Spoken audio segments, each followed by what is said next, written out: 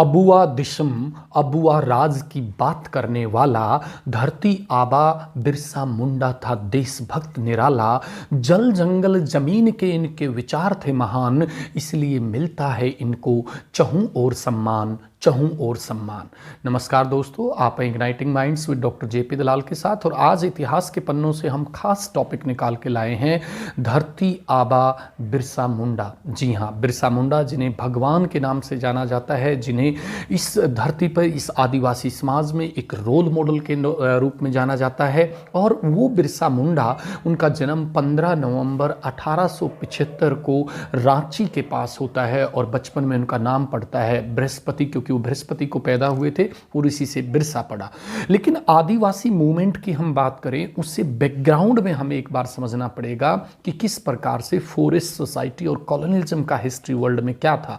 Dear friends, आपको पता है कि Britain, France, Russia, Germany, Italy, so called European countries, so called modern countries in those eras 16th, 17th, 18th century, they highly exploited the various colonies throughout the world, particularly in Asia and Africa. And दोस्तों, आप जानकर हैरान होंगे कि इन 200 सालों के इतिहास में 1700 से 1900 का जो रफली इंडस्ट्रियलाइजेशन का एक इतिहास है, इस इतिहास में उन्होंने इन कॉलोनीज को बहुत ज़्यादा एक्सप्लॉइट किया। इन 200 सालों में 14 lakh square kilometre forest area remove हो गया। That means 10% of forest area of the world was removed. And why? Because royal navy ships के लिए उनको लकड़ी चाहिए थी। क्यों? क्योंकि उनको रेलवे जो ट्रैक्स थे, जो स्लीपर्स बनाते थे, 1 किलोमीटर में 2-2 हज़ार स्लीपर की जरूरत पड़ती थी, उसके लिए पेड़ चाहिए थे, उनको कैश क्रॉप चाहिए थी। इन सब इंडस्ट्रियलाइजेशन के प्रोसेस के लिए उन्होंने पूरी धरा के जंगलों को साफ कर दिया, पर्टिकुलरली कॉलोनीज के जंगल्स को। इसके साथ साथ 1875 से 1925 का एक डेटा देता हूं मैं, आप हैरान हो जाएंगे दोस्तों। इस 50 साल में इन्होंने भारत के अंदर, ब्रिटिश ने भारत के अंदर 80,000 टाइगर्स को मार दिया। जी हाँ, 80,000 टाइगर्स वर पेरिस्ड। 1.5 लाख, 1.5 लाख चीता, लियोपार्ड जिसे हम बोलते हैं, वो खत्म हो गए और 2 लाख वोल्स किल्ड, लोमड़ी मार दी गई। एक बहुत छोटा एग्जाम्पल है। इसके अलावा natural resources, then all the resources from India, they were highly looted by the British. इस बैकग्राउंड में अब हम आदिवासी समाज की बात करते हैं। अब हम भगवान बिरसा मुंडा के बारे में बात करते हैं कि फाइनली भारत में जब ये सिचुएशन होती है तो रिवोल्ट शुरू होते हैं और भारत की मुख्य धारा के समाज ने जब विद्रोह किया, जिसे हम आज़ादी का प्रथम स्वतंत्रता संग्राम भी कहते हैं, 1857 का स्वतंत्रता संग्राम। उससे पहले दोस्तों, उससे पहले आदिवासी समाज ने अंग्रेजों के खिलाफ विरोध किया, विद्रोह किया। ये अपने आप में बहुत बड़ी बात है। मुख्य धारा के समाज से पहले आदिवासी लोगों ने अंग्रेजों का कॉलोनियलिज्म का विरोध किया, डटकर विरोध किया। Sidhu, Kanhu, Santhal movement, later on Birsa Munda, Alluri Sitarama Raju, जावा में ऐसा ही, इंडोनेशिया में ऐसा ही हुआ है, एसामीन के अंदर, और वर्ल्ड वार्स में तो फायर लगा दी गई, पूरे फॉरेस्ट में फायर लगा दी गई। इन्होंने एक दूसरे के अटैक से बचने के लिए। दिस मीन्स कि as a whole natural resources were highly wasted by these so-called European countries at that time। तो कॉलोनियलिज्म के इस काले चेहरे के बीच में अब हम बात आती है बिरसा मुंडा के बारे में। जी हाँ, रांची के पास जो एरिया था, सिंहभूम, वीरभूम और पलामू का जो क्षेत्र था, ये इनकी बेल्ट थी। बचपन में इनका जो बचपन बीता वो बांसुरी बजाते हुए, अखाड़े में जाते हुए, चरवाहे के रोल में इनका बचपन बीतता है। बहुत मस्ती ये करते हैं। लेकिन इनके मामा जी फिर इनको स्कूल एजुकेशन के लिए डालते हैं, जर्मन मिशनरी स्कूल में पढ़ते हैं, कुछ दिन क्रिश्चियनिटी से प्रभावित रहते हैं। लेकिन जो 1886 से 94 का दौर था, माफ़ कीजिएगा, कुल 11 साल की उम्र में इनके आइडियाज परिपक्व होने लगते हैं और ये एक नई विधा पे, एक नई आइडियाज को लेके सामने आते हैं। धरती आबा कहलाते हैं। ये गाय के बारे में, तुलसी के बारे में, जल, जंगल और जमीन के बारे में अपने मौलिक आइडियाज देते हैं और उस दर्शन शास्त्र को आदिवासी समाज बहुत ज़्यादा पसंद करता है और ये अंग्रेजों का विरोध करते हैं। दोस्तों, यही वो दौर था जब ग्रेजिंग टैक्स लगा दिया, घास चराने के लिए भी टैक्स, जंगलों में एंट्री बैन, पासेज लगा दिए गए।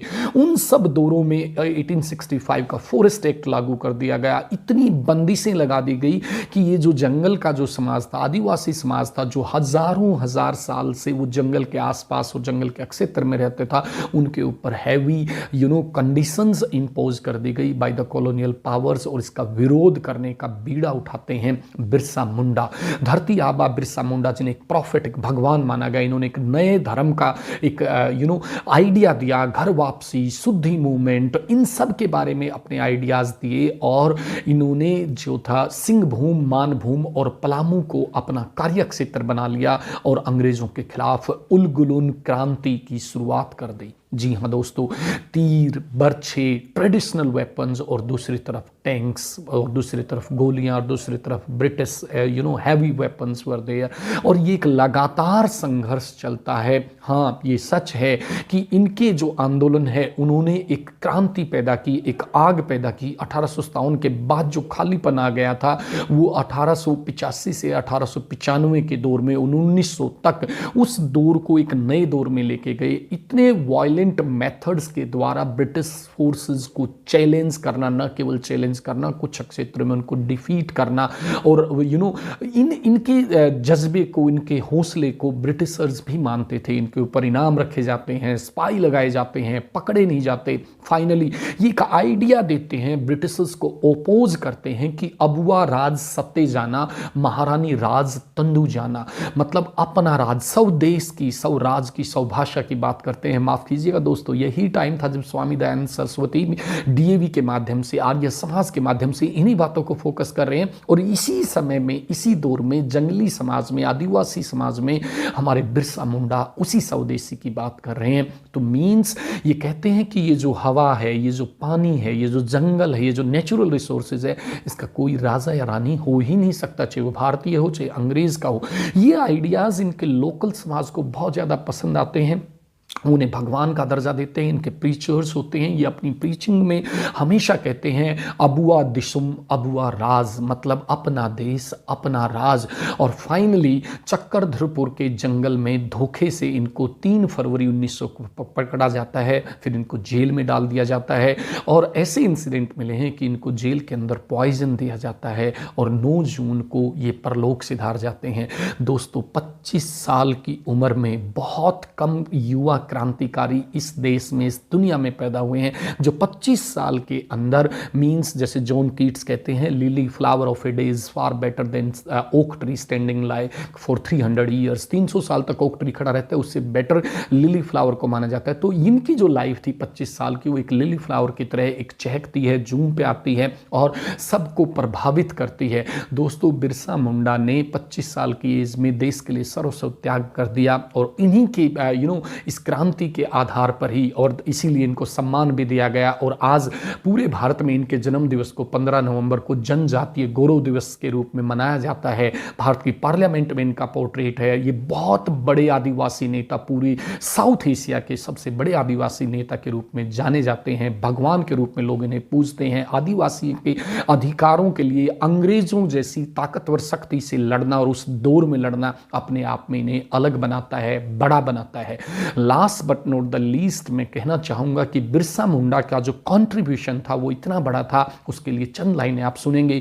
सिंहभूम के शेर ने जो फिरंगियों के खिलाफ अलख जगाई, उम्र 25 और कार्य 100 साल के इनके प्रयासों ने ही आदिवासियों की किस्मत चमकाई। उलगुलन क्रांति से ही स्वदेशी के मसीहा बिरसा ने स्वतंत्रता की राह दिखाई, स्वतंत्रता की राह दिखाई। Thank you.